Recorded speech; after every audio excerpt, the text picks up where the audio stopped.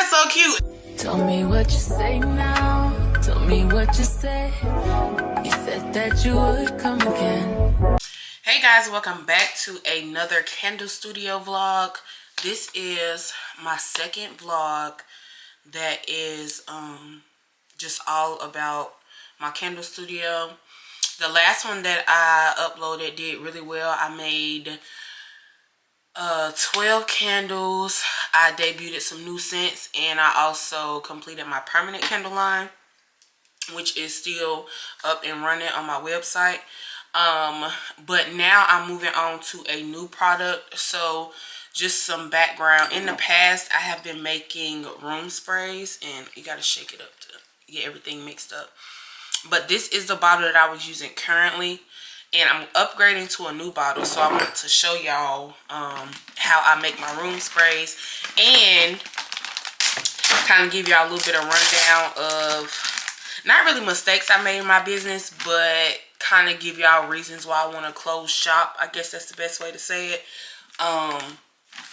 So I explain that while I'm making it, but I'm going to give y'all the whole rundown. I'm going to tell y'all what ingredients I'm using. I'm going to tell y'all how much I'm using, because one thing I can say about room sprays, they are one of those products that's just going to sell. Like, I sell more room sprays than I sell candles. So I'm also going to give y'all a rundown a little bit about candle making, where I am with candles in general, if you know what I mean. And yeah, little things like that. Just kind of like an update to let y'all know how I'm feeling, how it's been running a candle business for 3.5-ish years, going on 4 this year. And yeah, just kind of letting y'all in and letting you know if you should or shouldn't start a candle business. I mean, it's up to you to do what you want to with, you know, your decisions, but just a better understanding of what it's been like for me, and if I feel like it's a lucrative business or source of income. Just in my opinion. You can think what you want, of course. So I am switching to this specific bottle. Absolutely cute. Do y'all see that? I'm trying to make sure I catch a thumbnail too. This is, so these are 4-ounce bottles. Yeah, and I believe these are 8 ounces. I just love the look of it. I think it's really cute, and I also think that it masks like the separation with what you get in the clear bottles, because if you don't shake them up before you spray, everything just kind of separates, which is supposed to do that. There's nothing wrong with that, but I just want to kind of mask it a little bit more so it looks more clean, if that makes sense. I'm also confused on whether I want to do black or white labels. So yeah, we're going to figure that out today as well. I don't have any black labels to test out, but I am going to go print some labels off and just kind of see how I feel about it. And the top that I have for this is just a black, you know, simple. So that's why I want to do a black label, because I feel like the black top and the black label, yeah. So let's jump into it and get these made. Now, being that these are larger, I'm going to have to double the ingredients. So let me go get my water and we'll get started. Okay, so by doubling the recipe, that's what I keep looking down at, if y'all see me looking down. By doubling the recipe, I should be able to make 5 8-ounce bottles. So with the amount of water that I have, because I just wasn't sure how this recipe was gonna work out, so I'm just using half of a gallon of water that I had left. But okay, we should be good. Let me grab my scale. And honestly, y'all, this is probably one of the easiest products that I have to make. So what I'm going to do first is measure out the water. And like I said, this cup doesn't hold enough to double the recipe, so I'm just going to have to make the recipe twice and pour it across 5 bottles. I got 6 sitting over here. 1, 2, 3, 4, 5. Okay. So I'm using distilled water. And I'm going to pour 18.4 ounces of water in here.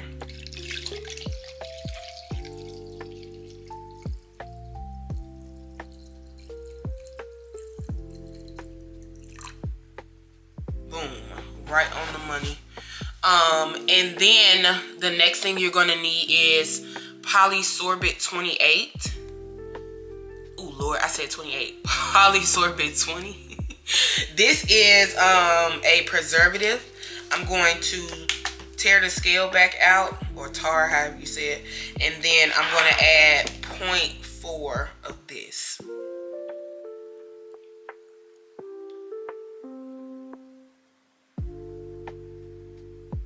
Okay, right on the money. And then next is the fragrance oil, 1 ounce of fragrance oil. I'm going in with Magnolia and Peony from Candle Science. So what I will say is, being that this is going to be my first time doing the bigger bottles, I'm kind of going to stick with my best sellers, and Magnolia and Peony is one of them. I rename it and call it Rose Petals because that's what it smells like to me. So pick like loud fragrances. I don't know, if you're a beginner, then you know you can pick whatever you want, but for those that know what I'm talking about, you always want to pick a really loud and strong fragrance so that when it sprays out of the bottle, you can actually smell it, compared to some of those fragrances that's a little bit lower in smell. Just try to follow me on what I'm saying. But yeah, so we're about to add the fragrance oil in, and then we have to add the preservative, which I gotta find.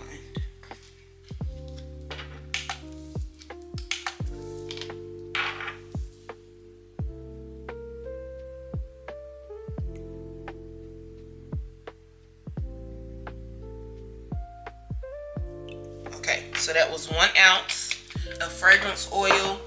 And then the preservative that I'm using is just sorbic acid. And this is, oh, I got this from Candle Cocoon. I thought I got this from another website I was going to tell y'all about. But it's from Candle Cocoon. And I'm putting 0.2 ounces of this in there.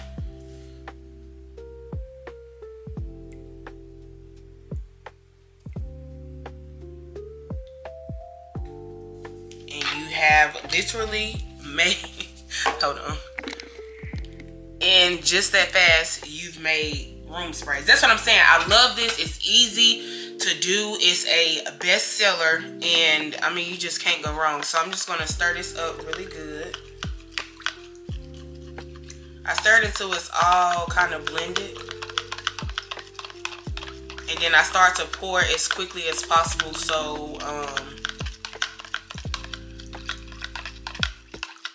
I try to start pouring as quickly as possible so that it doesn't separate until it gets back in the bottles. So let's go ahead and do that.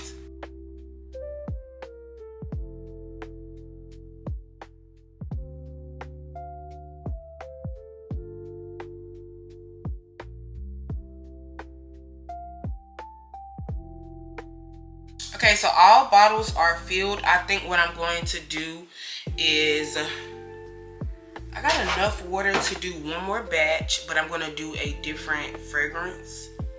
But let's go ahead and put the tops on these so y'all can see like the final product. I think these are so cute. Now, what we're going to talk about next is labels. I have no idea what labels I want to do. I really don't. But we're gonna see what size label does good. I have a lot of labels stored over there in my little foldable, like where I keep all my labels, and I'm gonna see what I think looks best. Oh, these are so freaking cute.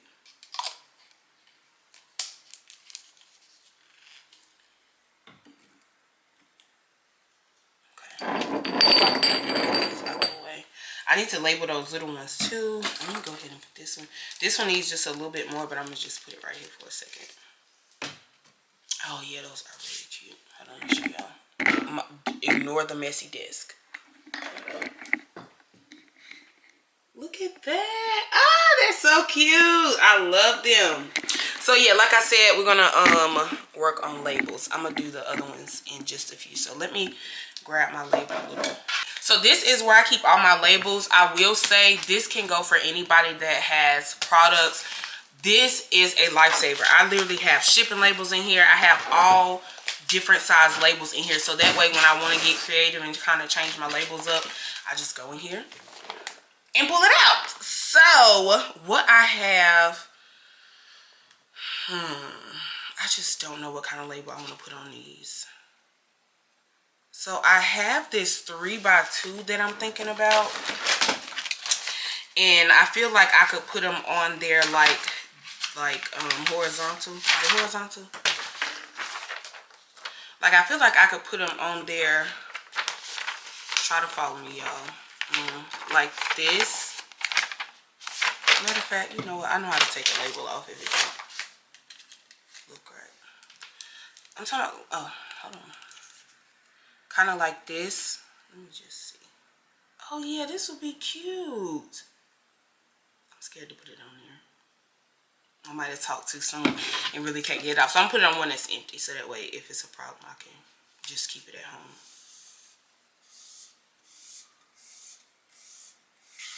Oh, I love this. This would be really cute. But I don't know, I feel like it would be cuter in black. But yeah, that's how I think I'm gonna stick with the 3x2s. Are these 3x2s? Yes, they are. So I'm gonna use the 3x2s. But I feel like black would really set this off.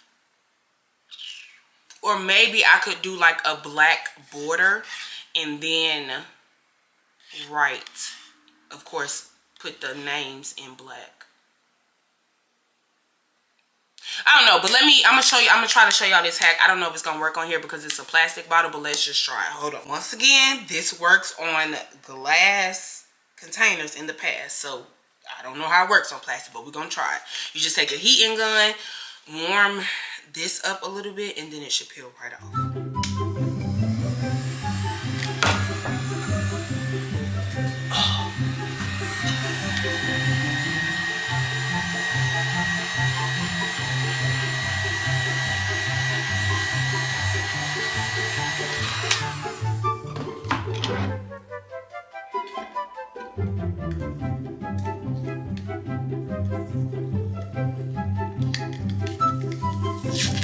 Oh, shit.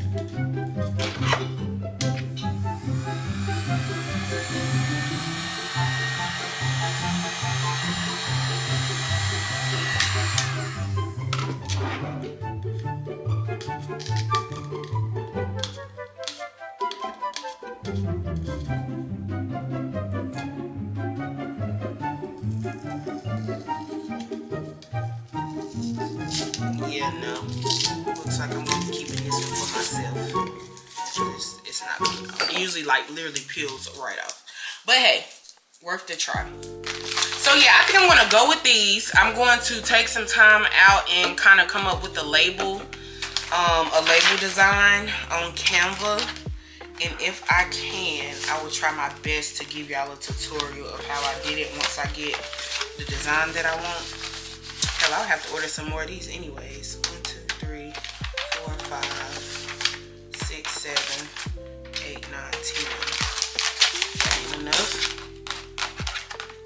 If that's okay, if I gotta order more, I might as well just order black.